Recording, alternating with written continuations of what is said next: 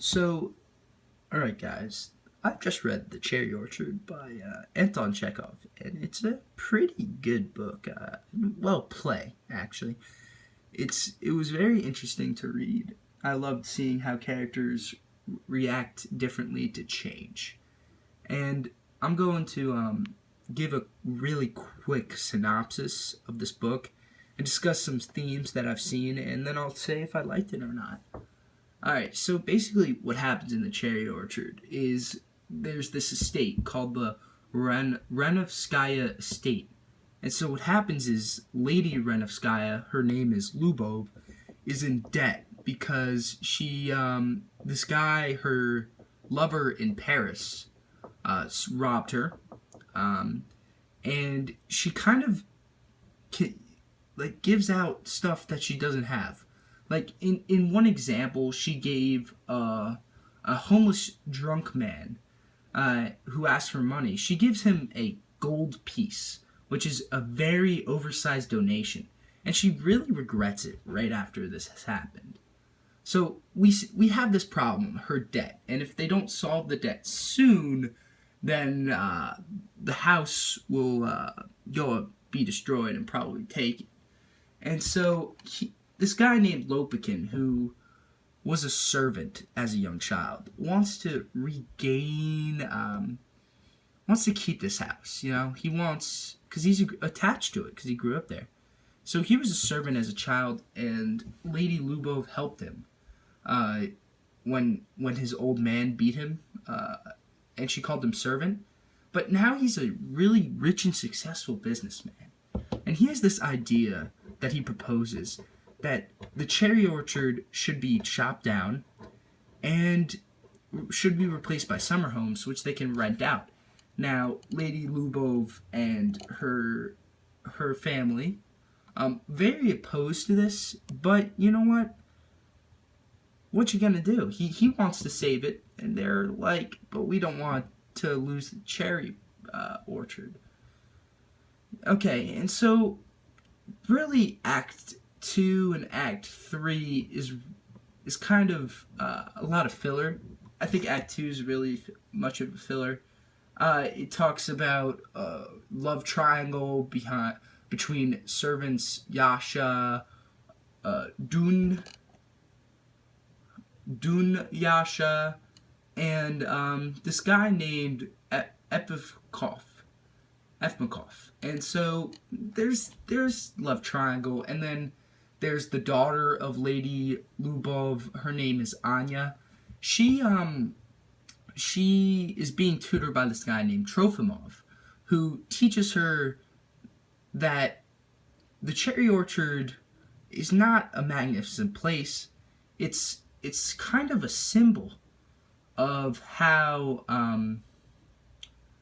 it's kind of a symbol of like the slaves' work and all the terrible things that happened, because at this time the liberation of serfs and servants has just happened. And so and he showed her that it's a symbol of injustice her family inflicted on others. Now in Act 3, Lubov throws a party, and the arrival of Lopakin really signifies something, because he went to the auction with Gaiv, Lady Lubov's brother, for the cherry orchard, and Lopakin has bought the estate. And the former son, and which really is funny, is the former son of a serf now owns it. It's crazy. But Lady Lubov is crushed. But Anya, who understands that this isn't that bad of a thing, gently tells her it's okay. Life will move on. So Act 4, everyone takes place in October. Everyone's outside the estate, and everyone's moving out. And Lopakin, who's really an insensitive person, offers champagne to celebrate despite some people's somber moods. Everybody says goodbye, which I think is really their reaction to this change.